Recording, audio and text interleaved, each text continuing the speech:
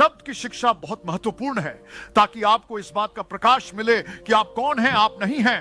केवल एक क्षमा किया गया पापी नहीं, हां आपके पाप क्षमा कर दिए गए हैं, लेकिन आप परमेश्वर के पुत्र हैं।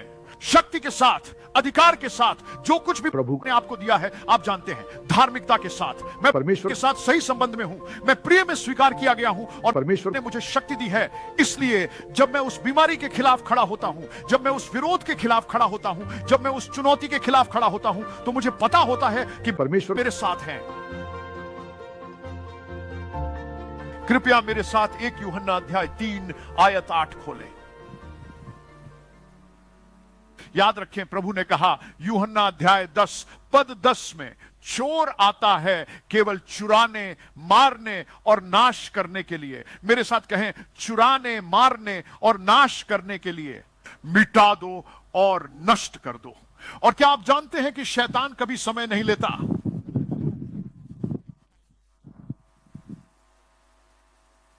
आप जानते हैं, जब आप खेल खेलते हैं तो आपके पास टाइम आउट्स होते हैं, उसे आराम की आवश्यकता नहीं है। वह लगातार अपने सहयोगियों के माध्यम से काम कर रहा है। इसलिए आपकी आत्मा के लिए एक युद्ध हो रहा है, आपके शरीर के लिए एक लड़ाई चल रही है।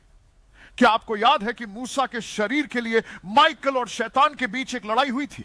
याद है वो? मैं आपसे एक सवाल पूछ रहा हूं, हां, तो आपकी आत्मा के लिए एक लड़ाई है, आपके शरीर के लिए एक लड़ाई है। तो शैतान क्या करने की कोशिश कर रहा है? हम में से कई लोग अपने शरीर में बीमारी को प्रबंधित करना सीख रहे हैं। हम डॉक्टर के पास जाते हैं, डॉक्टर दवा लिख देते हैं, हम दवा लेते हैं, ऐसा लगता है कि यह कम हो गई है, लेकिन कुछ बीमारियां या रोग या विरासत में मिली या आनुवंशिक शरीर के विभिन्न अंगों की खराबी, और हम एक स्वस्थ जीवन शैली बनाए रखने या कम से कम उस दर्द से राहत पाने के लिए दवाइयां लेते हैं। क्या यह सच है? मैंने एक सवाल पूछा, क्या यह सत्य है? हां, देखो, मैं आज सुबह आपको उकसाने की कोशिश कर रहा हूं, मैं आपको बताने की कोशिश कर रहा हूं कि शैतान क्या करने की कोशिश कर रहा है। आप वचन सुन रहे हैं, लेकिन आप समझौता कर रहे हैं और कह रहे हैं, खैर मुझे दर्द नहीं है तो यह ठीक है, खैर मुझे पता है, मेरा मतलब है मैं चीनी कम कर दूंगा।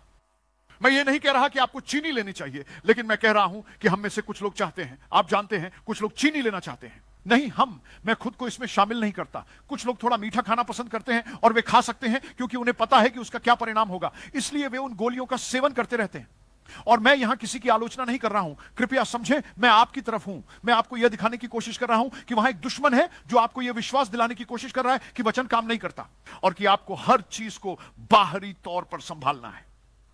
नहीं, यही मैं आपको समझाने की कोशिश कर रहा हूं कि आप एक लड़ाई में फंसे हुए हैं, मैं एक लड़ाई में फंसा हूं। बाइबल कहती है कि हम मांस और रक्त के खिलाफ नहीं लड़ाई करते, लेकिन प्रधानताओं और शक्तियों और अंधकार की ताकतों के खिलाफ। तो हम सोचते हैं कि यह एक आत्मिक युद्ध है। हां, हमले की नींव एक आध्यात्मिक चीज है। अब यह शैतान से एक आध्यात्मिक हमला है, और मैं यह नहीं कह रहा कि हर बीमारी दुष्ट आत्मा का कब्जा है, लेकिन हर बीमारी की जड़ दुष्ट आत्मा में होती है। तो इसे चाहे जो भी नाम देना चाहें आप दे सकते हैं, लेकिन दुश्मन शैतान उस बीमारी के पीछे है। क्यों? क्योंकि वह आपको यह कहने की अनुमति देगा कि मैं मानता हूं, हां मैं चंगाई पा चुका हूं, लेकिन वह आपके दिल में आपको यह विश्वास दिलाएगा कि यह आपके लिए काम नहीं करेगा। आप शब्द को नकारते नहीं हैं, लेकिन आप उसका अनुभव नहीं करते हैं। यहां कुछ गड़बड़ है, कुछ गलत है। इसलिए हमें यह जानना जरूरी है कि हमारे हाथों में एक युद्ध है, हमारे हाथों में युद्ध है। आप और हम में से हर कोई विभिन्न प्रकार की लड़ाइयों में उलझा हुआ है। कुछ लोग अवसाद से लड़ रहे हैं, यह एक मानसिक समस्या है। कुछ लोग अपने शरीर की बीमारियों से लड़ रहे हैं, यह किसी अंग की खराबी हो सकती है या कोई बीमारी हो सकती है। कुछ ऐसा जो कहता है, ठीक है आप जानते हैं यह स्थिति है, यह कैसे हम समझौता करते हैं या खुद को संतुष्ट करते हैं। खैर, यह आप जानते हैं आमतौर पर उम्र से संबंधित होता है। सच में क्या यही बाइबल में लिखा है? जैसे जैसे मैं बड़ा होता हूं मैं अधिक मजबूत होता हूं, बाइबल यही कहती है। यह बाइबल में नहीं लिखा है कि जैसे जैसे आप बूढ़े होते जाते हैं आप कमजोर हो जाते हैं, जैसे जैसे आप बूढ़े होते जाते हैं आप अपनी स्मृति खो देते हैं। क्या मैं कोई अजीब भाषा में बोल रहा हूं जो हर कोई मुझे इस तरह देख रहा है जैसे हेडलाइट में फंसा हुआ हिरण, स्तब्ध और चकित? यह वचन है, इसी कारण इसे सुसमाचार कहा जाता है। यह सुसमाचार है। मैं चाहता हूं कि आप समझें कि हम लड़ाइयां लड़ रहे हैं। यह हो सकता है कि आप सब केवल धन संबंधी या नौकरी संबंधी मुद्दों पर ध्यान केंद्रित कर रहे हो। नहीं मित्र, आपके सामने हर ओर से एक युद्ध है। जो भी आपको चुनौती दे रहा है वह शत्रु की ओर से आ रहा है ताकि आपको बेचैन करे, आपकी शांति छीन ले, आपकी सेहत बिगाड़ दे, आपकी खुशियां छीन ले। वह आपके पास मौजूद हर चीज के पीछे है। इसलिए यीशु ने कहा, मैं तुम्हें जीवन और भरपूर जीवन देने आया हूं। हम शैतान द्वारा दी गई चीजों को स्वीकार नहीं करने वाले हैं। सबसे पहली बात यह है कि आपको समझना होगा कि यह खुद बीमारी के खिलाफ लड़ाई नहीं है, यह उस दुश्मन के खिलाफ लड़ाई है जो उस बीमारी की जड़ है। तो अगर मैं दुश्मन को वहां नहीं देखता तो मुझे लगता है कि मैं उच्च रक्तचाप के खिलाफ काम कर रहा हूं। नहीं, एक दुश्मन है जो इसे होने का कारण बन रहा है। इसके पीछे एक शैतान है। मैं ये नहीं कह रहा हूं कि आपके पास एक शैतान है, कृपया इसे गलत ना समझे। मैं ये कह रहा हूं कि इसका कारण शैतान है। क्या आप समझ रहे हैं मैं क्या कह रहा हूं? और मैं किसी की आलोचना नहीं कर रहा हूं, लेकिन जैसा मैंने कहा, मैं आपको उकसा रहा हूं। बाइबल 1 यूहन्ना अध्याय 3 श्लोक 8 में कहती है, इसमें लिखा है, जो पाप करता है वह शैतान का है, क्योंकि शैतान शुरू से पाप करता आया है। इसी उद्देश्य के लिए, हां, इसी उद्देश्य के लिए एक कारण है, यीशु के आने के कारणों में से एक कारण। उन्होंने कहा, मैं एक उद्देश्य के साथ आया हूं, मेरे पास एक दृष्टि है, मैं एक जुनून के साथ हूं। यही बात यीशु कह रहे हैं, यही उद्देश्य है। सुपुत्र प्रकट हुए किस लिए? नाश करने के लिए। कृपया पढ़ने में मदद करें। नाश करने के लिए। कोई कहे नाश, प्रबंधन नहीं, छुपाना नहीं, सिर्फ उस धूल या गंदगी के ऊपर एक कालीन बिछा देना नहीं। नहीं नहीं नहीं, उन्होंने कहा, मैं नष्ट करने आया हूं वे काम। उसने यह नहीं कहा कि वह लोगों को नष्ट करने आया है, उसने कहा कि मैं शैतान के कामों को नष्ट करने आया हूं। अब यीशु ने क्या किया? जब भी आप सुसमाचार में पढ़ते हैं कि यीशु ने क्या किया, तो यह हमेशा लोगों को उनकी कठिनाइयों से बाहर निकालने के लिए था। यह अंधापन हो सकता था, यह आप जानते हैं अपंगता या मृत्यु हो सकती थी, यह विश्वास की कमी हो सकती थी, खाद्य या धन की कमी हो सकती है। जो भी हो, यीशु ने कहा कि वह नष्ट करने के लिए आए थे। अब जब हम नष्ट शब्द पढ़ते हैं तो हम विनाश के अर्थ में, विनाश के बारे में सोचते हैं। एक इमारत का गिरना, या आप इसे विस्फोट करके गिरा देते हैं, या आप युद्ध की फिल्मों में देखते हैं और देखते हैं कि कैसे शहर या इमारतें नष्ट हो जाती हैं। हां, वही अर्थ है, लेकिन विनाश हमेशा उसी तरह नहीं होता है। परमेश्वर का वचन शक्ति है, इसलिए जब वचन प्रवेश करता है, यह शैतान के कार्यों को उसकी जड़ों से नष्ट कर देता है ताकि चंगाई प्रकट हो सके। क्या आप सब मेरे साथ हैं? आगे बढ़े, आमीन। तो यह अवसाद हो सकता है, यह निराशा हो सकती है, जो भी हो। जब उन्होंने कहा कि वह शैतान के कामों को नष्ट करने आए थे, तो मुझे नहीं पता कि आज सुबह आप किसका सामना कर रहे हैं। जब हम दुश्मन पर हमला करते हैं, जब हम उस बीमारी पर हमला करते हैं, जब हम अपने शरीर में शैतान के काम पर हमला करते हैं, तो हमें यह जानना आवश्यक है कि हम कौन हैं, परमेश्वर ने मेरे लिए क्या प्रदान किया है, और परमेश्वर मेरे बारे में क्या कह रहा है, क्योंकि यह मुझे अधिकार के साथ बोलने का आधार देता है। बाइबल क्या कहती है? वह शैतान के कार्यों को नष्ट करने के लिए आया है। क्या यह सच है? मैंने पूछा, क्या यह सच है? ठीक है, फिर शास्त्र भी कहते हैं, जैसे वह था वैसे ही हम भी हैं। जिस तरह यीशु को भेजा गया था, उसी तरह हमें भी इस दुनिया में भेजा गया है। इसका मतलब है कि हमारा उद्देश्य न केवल जो पूर्णकालिक सेवकाई में बुलाए गए हैं, बल्कि हर विश्वासी के लिए है। इसलिए बाइबल कहती है, ये संकेत उन पर होंगे जो विश्वास करते हैं। उनमें से एक क्या है? वे बीमारों पर हाथ रखेंगे और वे ठीक हो जाएंगे। रुको, जब वे हाथ रखते हैं तो क्या होता है? एक शक्ति का संचरण होता है जो शैतान के कार्य को नष्ट करता है और वह चंगाई के रूप में प्रकट होता है। आपको इसे समझना होगा। मैंने कहा आपको यह देखना होगा। हम इसे अपनी समझ से हल करने की कोशिश कर रहे हैं। यह एक आध्यात्मिक प्रक्रिया है। आपको समझना होगा, आपकी आत्मा पवित्र आत्मा से ओतप्रोत है। और यदि आप वचन पर विश्वास करते हैं, जब मैं परमेश्वर के वचन पर विश्वास करता हूं तो मुझे खुद को बीमारों पर हाथ रखते हुए देखना होगा। और सिर्फ उनके चंगे होने के बारे में नहीं, वे चंगे क्यों हो रहे हैं, वे कैसे चंगे हो रहे हैं। मैं यीशु के पद चिन्हों पर चल रहा हूं।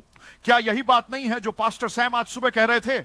जब बच्चे उसे उस अंदाज में चलते देखते हैं तो वे कहते हैं, अरे वह तुम्हारे चाचा हैं या जैसे भी हो। तो जब हम परमेश्वर की शक्ति का प्रदर्शन करते हुए उसी ताकत में चलते हैं तो लोग कहेंगे, अब यह यीशु का बच्चा है। परमेश्वर का प्रेम दानवीय शक्तियों को सहन नहीं करता। परमेश्वर का प्रेम शैतान के कार्यों को नष्ट कर देता है, क्योंकि प्रेम पाप से प्रेम नहीं करता, बल्कि पाप और उसकी शक्ति को नष्ट करता है। मुझसे बात करो कोई। इसलिए यदि आप अपने जीवन के किसी भी क्षेत्र में संघर्ष कर रहे हैं तो याद रखें कि कारण प्रभु नहीं है, कारण आपके हालात नहीं है, कारण आपके ससुराल वाले नहीं है, कारण आपके आसपास के लोग या आपका परिवार नहीं है। इसके पीछे वास्तविक कारण शैतान है। और वह आपके अपने रिश्तेदारों का उपयोग कर सकता है, वह आपके अपने सहकर्मियों का उपयोग कर सकता है, वह स्थितियों और परिस्थितियों का उपयोग कर सकता है, लेकिन वे असली कारण नहीं हैं। इसलिए जब आप युद्ध में जाते हैं तो आप अपने लोगों के साथ नहीं, अन्य लोगों के साथ नहीं, बल्कि उन लोगों के पीछे छिपे हुए दुश्मन के साथ युद्ध करते हैं। देखिए, अगर आप इसे नहीं देख सकते तो आप छाया से लड़ रहे होंगे। यह छाया के साथ मुक्केबाजी करने जैसा होगा। आप प्रतिद्वंद्वी को नहीं देख सकते, इसलिए आप बस हर जगह वार कर रहे हैं और किसी को नहीं मार रहे हैं। लेकिन जब आपको एहसास होता है कि मैं दुश्मन से निपट रहा हूं, तब मुझे पता होता है कि मुझे उस दुश्मन के खिलाफ खड़ा होना है जो मेरे शरीर को नुकसान पहुंचा रहा है। वह दुश्मन जो मुझे दर्द दे रहा है के साथ, पीड़ा के साथ, याददाश्त की कमी के साथ, दिल की धड़कन की समस्या के साथ, या जो भी आप इसे कहते हैं, या जिगर की स्थिति, आपके गुर्दे की स्थिति, शैतान उसके पीछे है। और जब परमेश्वर कुछ नष्ट करते हैं तो वह न केवल इसे उपचार करता है, बल्कि जहां आवश्यक हो वहां फिर से सृजन भी करता है। यही वह शक्ति है जो एक विश्वास करने वाले के लिए उपलब्ध है। कृपया कोई कहे आमीन। तो वह शैतान के कामों को नष्ट करने के लिए आया था। अब मैं आपको एक और शास्त्र पर ले जाना चाहता हूं। चलिए प्रेरितों के काम अध्याय 10 श्लोक 38 देखते हैं। यह क्या कहता है? कैसे परमेश्वर ने नासरत के यीशु का पवित्र आत्मा और सामर्थ्य से अभिषेक किया। हल्लेलुया। किसके साथ? पवित्र आत्मा और शक्ति के साथ जो घूम रहे थे। क्या? चंगाई, वह भलाई करते हुए और सभी को चंगा करते हुए जिन्हें शैतान ने दुखी किया था, क्योंकि परमेश्वर उसके साथ था। ईश्वर यीशु के साथ थे किस लिए? शैतान के उत्पीड़न से लोगों को मुक्त कराने के लिए। उत्पीड़न बीमारी हो सकता है, उत्पीड़न बेरोजगारी हो सकता है, उत्पीड़न अवसाद हो सकता है, उत्पीड़न किसी भी रूप में हो सकता है। और हम उन चीजों को नाम देते हैं। हम उसे एड्स कहते हैं, हम उसे कैंसर कहते हैं, हम उसे जो भी हो कहते हैं। हम इसे अलग अलग नाम देते हैं, लेकिन बाइबल कहती है कि हर चीज हर नाम को झुकना होगा। हर नाम को यीशु के नाम के आगे झुकना होगा। तो चाहे जो भी नाम हो, मुझे जानना है कि परमेश्वर ने मुझे शक्ति और अधिकार दिया है। हालेलुया।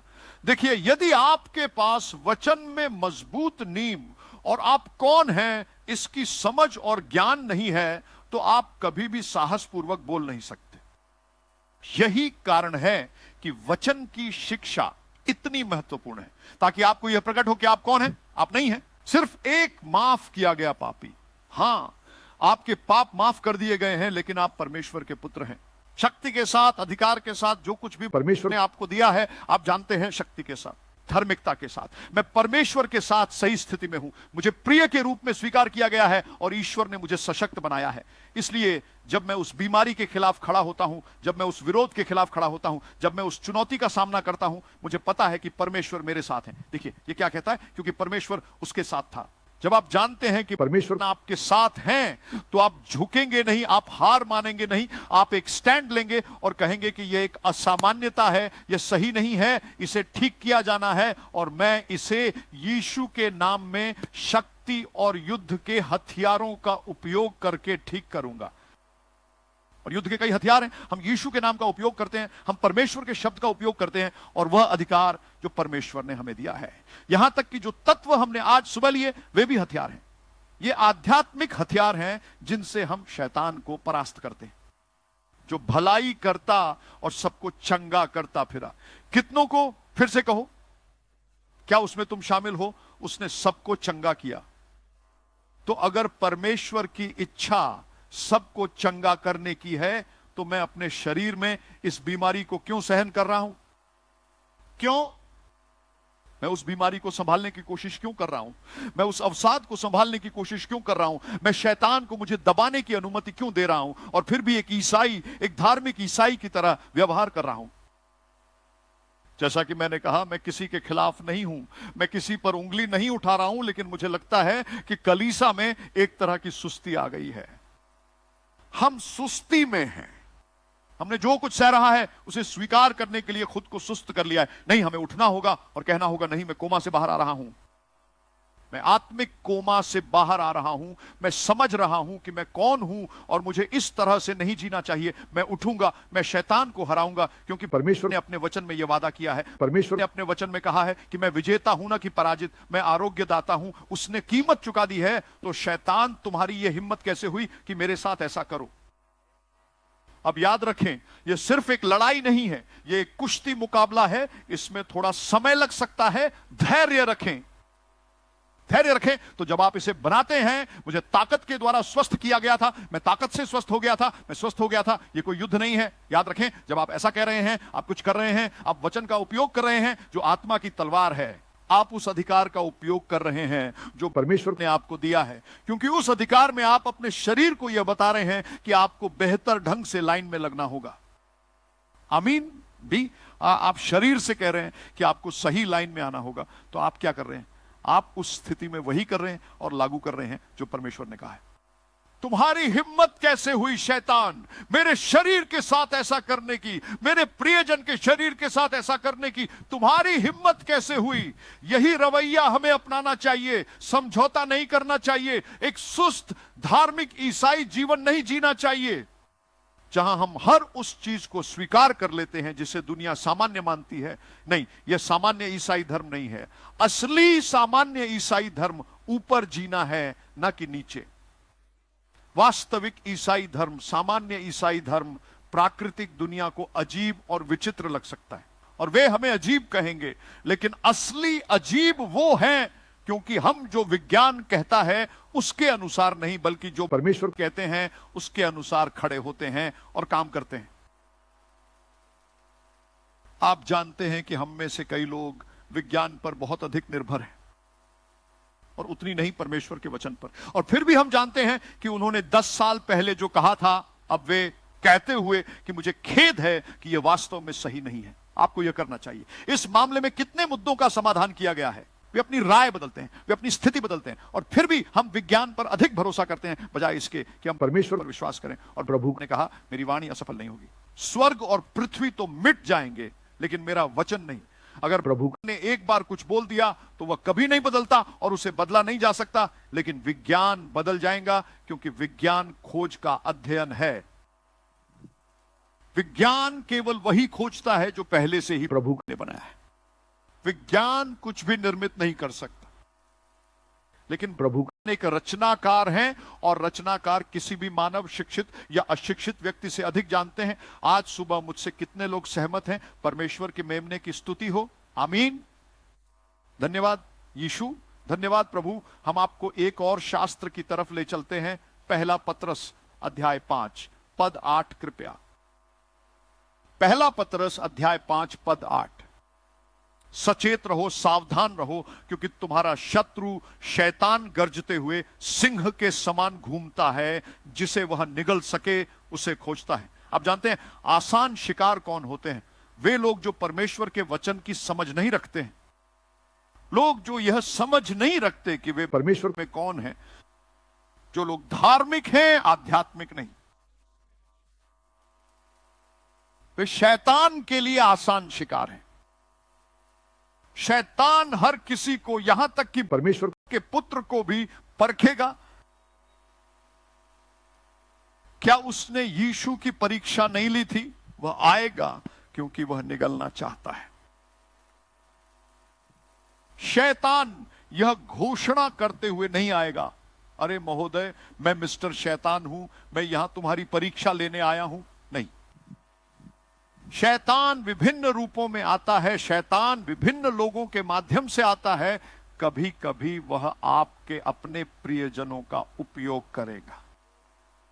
अगर आप विवेकशील नहीं हैं तो आप यह नहीं देख पाएंगे कि यह शैतान की प्रलोभन है और उसकी अंतिम योजना चुराने, मारने और नष्ट करने की है।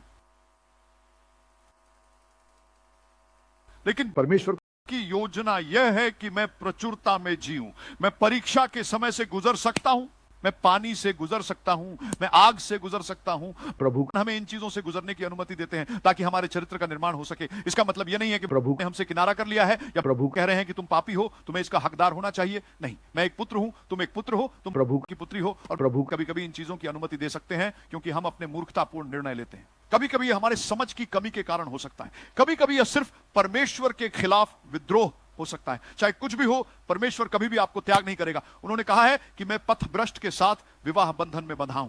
मुझसे कोई बात करे तो वो हमेशा हमारे साथ है। अब जब आप उस स्थिति से गुजरते हैं तो शैतान को यह ना मनाने दें कि कुछ ऐसा है जो परमेश्वर के वचन के अनुसार नहीं है। ओ, तुम एक पापी हो, परमेश्वर आपको कभी माफ नहीं करेगा, परमेश्वर कभी आपसे प्यार नहीं करता, परमेश्वर कभी आपको अपना नहीं सकता, आप कभी परमेश्वर के पास वापस नहीं आ सकते। क्या आप कल्पना कर सकते हैं कि आपने क्या किया है? आप कल्पना कर सकते हैं? मेरा मतलब है आप कैसे सोच सकते हैं कि प्रभु आपसे प्रेम करेंगे और आपका उत्तर देंगे? आप प्रभु से किसी भी उत्तर के योग्य नहीं है। वह आपको मना रहा है कि आप प्रभु से अलग हो जाएं और सिर्फ बाहरी चीजों पर भरोसा करें। मित्र, आपको समझना होगा कि आप एक संघर्ष में फंसे हुए हैं। मैं एक लड़ाई में हूं, मैं कुछ चीजों से गुजर रहा हूं और इसी तरह मैं सीख रहा हूं। मैं कह रहा हूं कि किसी भी स्थिति में शैतान मेरे जीवन पर राज नहीं करेगा। मेरा जीवन के किसी भी क्षेत्र में शैतान प्रभु नहीं होगा। नहीं, आप और मैं जीवन में कैसे कमी अनुभव कर सकते हैं? कैसे? सवाल पूछो। बस ये मत कहो कि मैं जानता हूं क्योंकि मेरे पास नौकरी नहीं है, मैं जानता हूं क्योंकि मैं अच्छी शिक्षा नहीं प्राप्त की है, मैं जानता हूं क्योंकि मेरे पास प्रभाव नहीं है, मेरे पास कोई सिफारिश करने वाला नहीं है कि मुझे नौकरी मिल जाए। नहीं, यही तरीका है जिससे शैतान आपको समझा रहा है कि आपको उसी स्तर पर जीना है। नहीं, लेकिन मेरे प्रभु कहते हैं कि अकाल के दिनों में भी मैं फल फूल जाऊंगा। आप नौकरी के बीच में हो सकते हैं, ये ठीक है, आपकी कमी नहीं होगी। कोई कहे आमीन, परमेश्वर के मेमने के लिए हल्लेलुया कहो, आमीन कहो, हल्लेलुया।